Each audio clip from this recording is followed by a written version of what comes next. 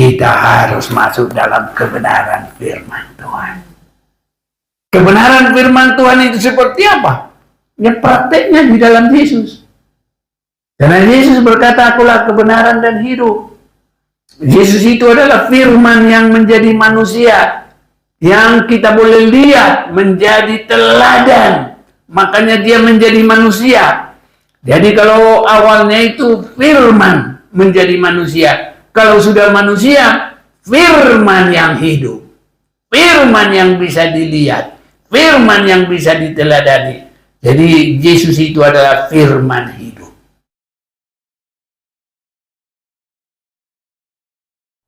Tuhan beri kesempatan bagi kita. Saat ini kita akan menyembah Tuhan. Namun sebelumnya kita akan membuka firman Tuhan biar menjadi fondasi kita mau menyembah Tuhan. Saya mau mengajak kita membaca dalam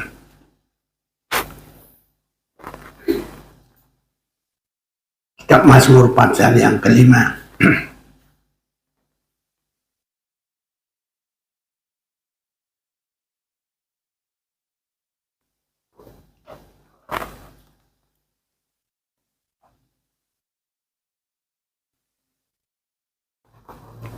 Kalau kita sudah temukan, saya akan bacakan bagi kita Mazmur pasal 5 ayat 12-13. Tetapi semua orang yang berlindung padamu akan bersukacita, mereka akan bersorak-sorai selama-lamanya, karena engkau menaungi mereka, dan karena engkau akan bersukaria orang-orang yang mengasihi namamu. Sebab engkaulah yang memberkati orang benar, ya Tuhan. Engkau memagari dia dengan anugerahmu seperti perisai. Saudara-saudaraku, semua firman Tuhan itu akan terjadi dan itu tidak akan dirubah-rubah.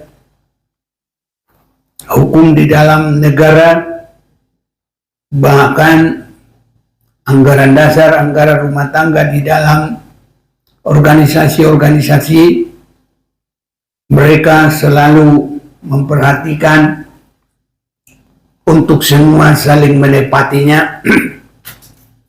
Terlebih lagi kita kepada firman Tuhan, maka sejak dari awal bumi ini ada, firman Tuhan itu harus menjadi patokan. Sebabnya orang yang sangat rindu kepada firman dan yang selalu berusaha untuk menyesuaikan hidupnya kepada firman, sehingga Raja Daud juga begitu rindu supaya firman itu memenuhi hidupnya dan firman itu menuntun langkahnya supaya dia berbahagia, sangat terberkati. Saudara-saudaraku yang kekasih, di dalam Mazmur pasal 5 ayat 12, tapi semua orang yang berlindung padamu akan bersukacita. Berlindung kepada Tuhan. Kalau orang yang disebut berlindung, ada berlindung di dalam gua, ya dia masuk di situ. Ada berlindung di rumah, ya masuk di rumah. Ada berlindung di bawah meja, ya dia masuk di bawah meja. Jadi kalau kita, saudaraku, berlindung kepada Tuhan, kita harus menghampiri Dia. Di manakah kita hampiri Dia? Semasa kita di dalam bumi ini, kita akan menghampiri Tuhan di dalam penyembahan kita. Dan di dalam penyembahan kita itu, saudara-saudaraku, ya, itu kita menghampiri Dia di dalam roh dan kebenaran. kita sudah sering membaca itu, menyembah Tuhan di dalam roh dan kebenaran. Ada baiknya juga saya akan bacakan bagi kita dari kitab Injil Yohanes pasal yang keempat ayat 23. Tetapi saatnya akan datang dan sudah tiba sekarang bahwa penyembah-penyembah benar akan menyembah Bapa dalam roh dan kebenaran, sebab Bapa menghendaki penyembah-penyembah demikian. Jadi kita berlindung kepada Tuhan. Caranya kita datang itu untuk sekarang ini adalah menyembah Dia di dalam roh dan kebenaran. Saudara-saudaraku, kita sudah sering mendengar kalau di dalam denahnya tabernakel itu, tahu ada orang berkata skema tabernakel, maka hadirat Tuhan itu ada di dalam ruang Maha Kudus. Jadi memang ada 3 ruang. Ada halaman kerohanian awal, ada ruang kudus bagi mereka yang sudah lahir baru, rindu firman, rindu ibadah. Dan kalau untuk masuk dalam ruang Maha Kudus adalah dalam penyembahan sampai keinginan daging itu terobek, baru bisa menghampiri Tuhan. Dan kalau sudah masuk dalam ruang Maha Kudus, itulah perlindungan yang sungguh-sungguh berlindung dari segala apapun bahaya. Sampai pun antikris sudah tidak mampu lagi untuk menjangkau orang yang di dalam ruang Maha Kudus itu. Itu sebabnya harus kita sampai masuk kepada kebenaran itu. Kita sudah sering mendengar ada 3 bagian kebenaran, yaitulah kebenaran Taurat. Tapi kebenaran Taurat harus ditingkatkan, karena Taurat itu bukan satu perlindungan yang sungguh. Taurat itu hanya menunjuk dosa, dan itu hanya sebagai penuntun sampai bertemu kepada Yesus. Untuk kita nanti masuk dalam naungan yang maha kuasa, untuk berlindung di hadirat yang maha kuasa. Itu sebabnya kita harus semakin ditingkatkan dari kebenaran Taurat itu, saudara-saudaraku. Kita sudah sering membaca dalam Matius pasal 5, namun di dalam kaitannya tetap kita akan membaca firman Tuhan ini. Matius pasal yang ke-5 ayat yang ke-20. Maka aku berkata kepadamu, jika hidup keagamaanmu tidak lebih benar daripada hidup keagamaan ahli-ahli Taurat dan orang-orang Farisi, sesungguhnya kamu tidak akan masuk ke dalam kerajaan surga. Farisi ahli Taurat adalah mereka yang dianggap sangat menguasai hukum Taurat. Mereka adalah guru-guru di dalam hukum Taurat. Namun saudaraku, Yesus sudah berkata kepada kita, kebenaran agama Taurat itu harus ditingkatkan. Sehingga Yesus yang berkata, sesungguhnya kamu tidak akan masuk ke dalam kerajaan surga. Disebut kalau keagamaan kita tidak lebih benar dari orang-orang Farisi dan ahli Taurat, tidak akan masuk ke dalam kerajaan surga.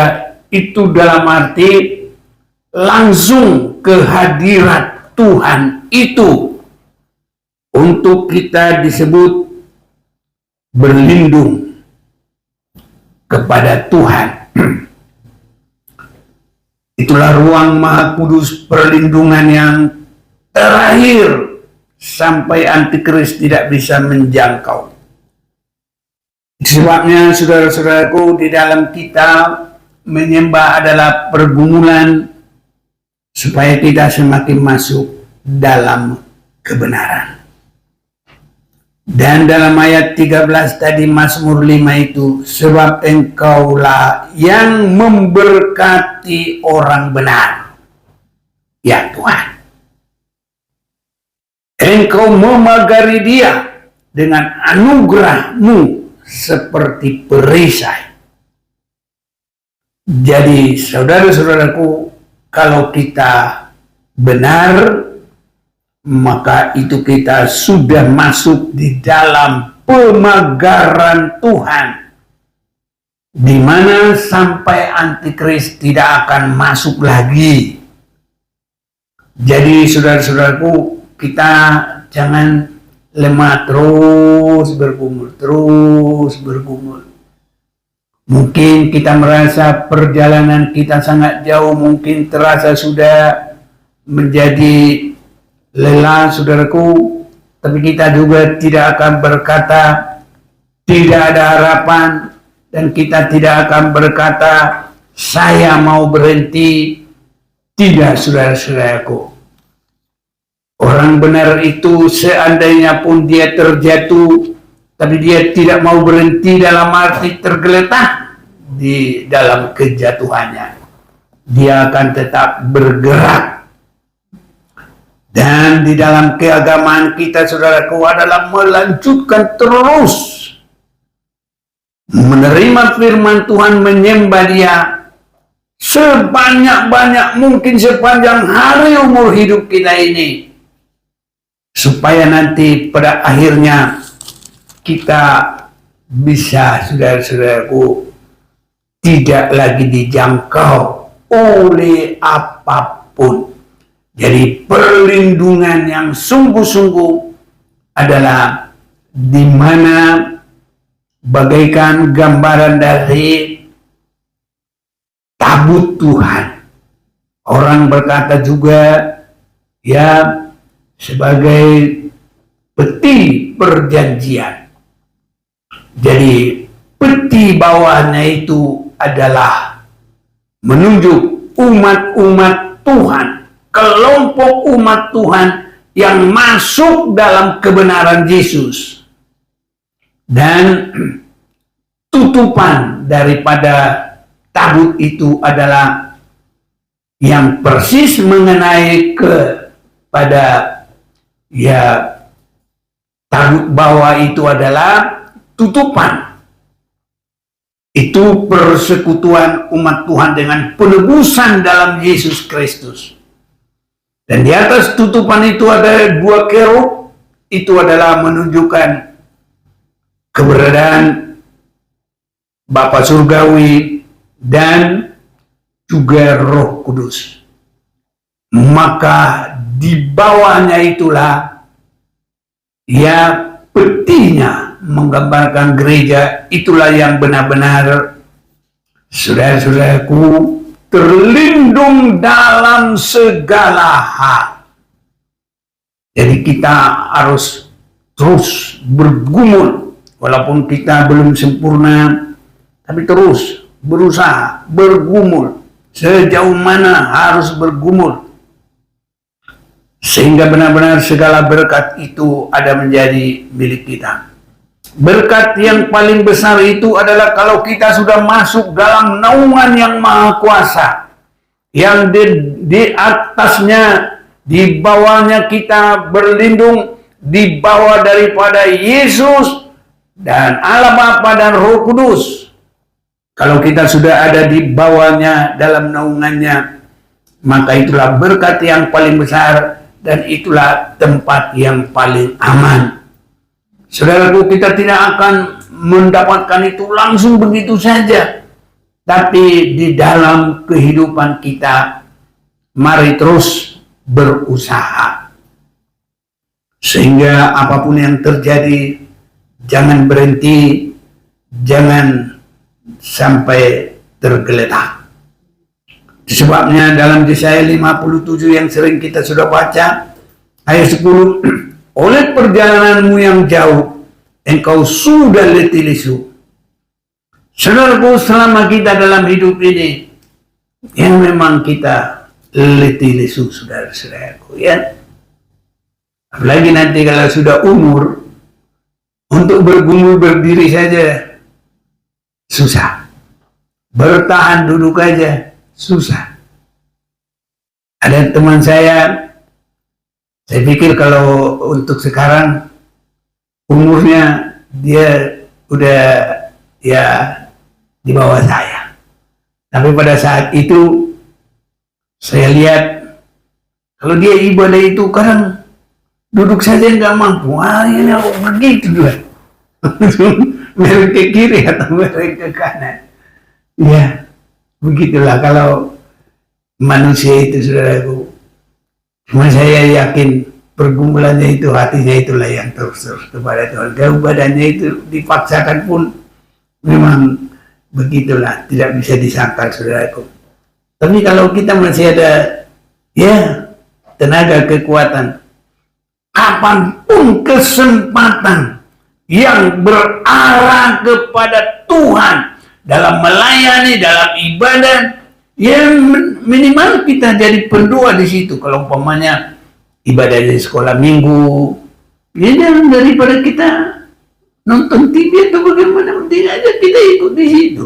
Nggak pun kita ikut lain-lain, ya minimal kita doain. Ibadah muda-mudi, ibadah apa saja pun yang berbau, ya pelayanan kepada Tuhan itu, kita berada di situ. Itu semua termasuk pergumulan. Kita tidak mau diam, ya, karena kalau diam pun itu sudah bagian dari tergeletak, saudaraku. Tidak berbuat apa-apa, ya.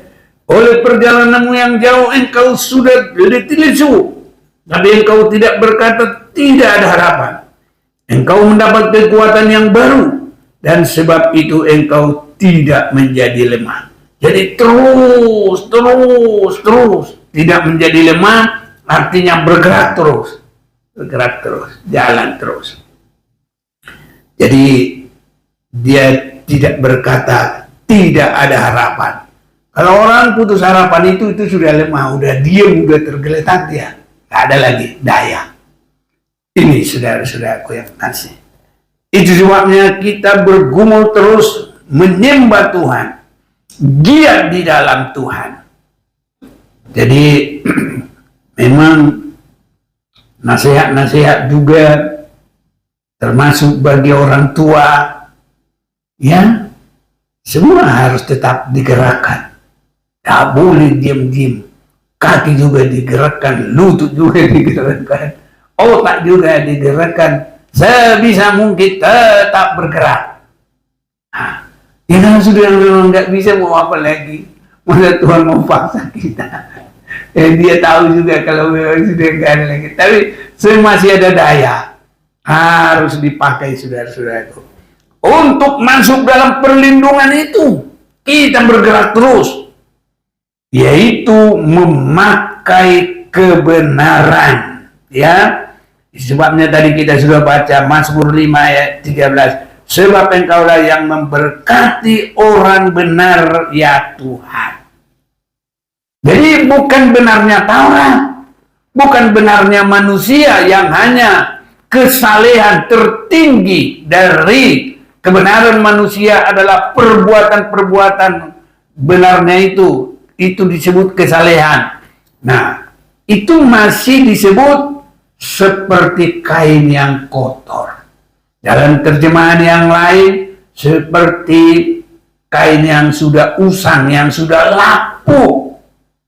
Tidak ada lagi kekuatan untuk bisa terpakai. Itu kebenaran manusia. Jadi harus kebenaran mana? Kita harus masuk dalam kebenaran firman Tuhan. Kebenaran firman Tuhan itu seperti apa? Ya prakteknya di dalam Yesus. Karena Yesus berkata, akulah kebenaran dan hidup. Yesus itu adalah firman yang menjadi manusia. Yang kita boleh lihat menjadi teladan. Makanya dia menjadi manusia. Jadi kalau awalnya itu firman menjadi manusia. Kalau sudah manusia, firman yang hidup. Firman yang bisa dilihat. Firman yang bisa diteladani. Jadi Yesus itu adalah firman hidup. Waktu dia belum manusia, dia adalah firman saja. Kita sudah sering itu mendengar Yohanes 1 ayat 1 sampai 3. Itu namanya logos atau firman. Dan itulah yang bersama-sama dengan Allah pada mula pertama dalam kitab Kejadian pasal 1 ayat 1 sampai 3. Ya, maka melayang-layanglah roh Allah dan berfirmanlah Allah. Jadi itulah firman itu adalah yang menjadi manusia, dan sesudah dia menjadi manusia itulah hidup kebenaran. Jadi kita masuk dalam perlindungan yang sangat besar adalah dengan kebenaran Yesus Kristus. Kebenaran Yesus Kristus itu, ya saudara-saudaraku, adalah berani meniadakan keberadaan. Itu sering kita sudah dengar dalam Filipi pasal 2 itu, yang walaupun dalam keberadaan rupa Allah tidak menganggap itu sebagai yang dipertahankan. Ini tidak mudah, saudara-saudaraku. Sering sekali manusia mempertahankan akunya, mempertahankan kebenarannya. Apa yang dapat? Ya hanya seperti kain yang usang saja. Ini saudaraku. Sebabnya pergumulan kita harus sampai kebenaran Yesus, supaya kita boleh masuk menghampiri Bapa yang sesungguhnya. Untuk iblis tidak bisa menunjuk kekurangan kita. Iblis tidak bisa menjangkau kita, karena kita sudah masuk dalam persekutuan dengan Bapa, Roh Kudus, dan Yesus Kristus sendiri. Ini saudara-saudaraku terberkati dan tidak bisa terjangkau lagi oleh iblis. Pada malam hari ini kita akan bergumul masing-masing kita, dan di sepanjang kehidupan kita supaya menjadi orang yang menang, saudara-saudaraku. Kalaupun kapan Tuhan itu datang, kita sudah bersiap. Kita mau menghampiri Tuhan dalam penyembahan kita kepada Tuhan.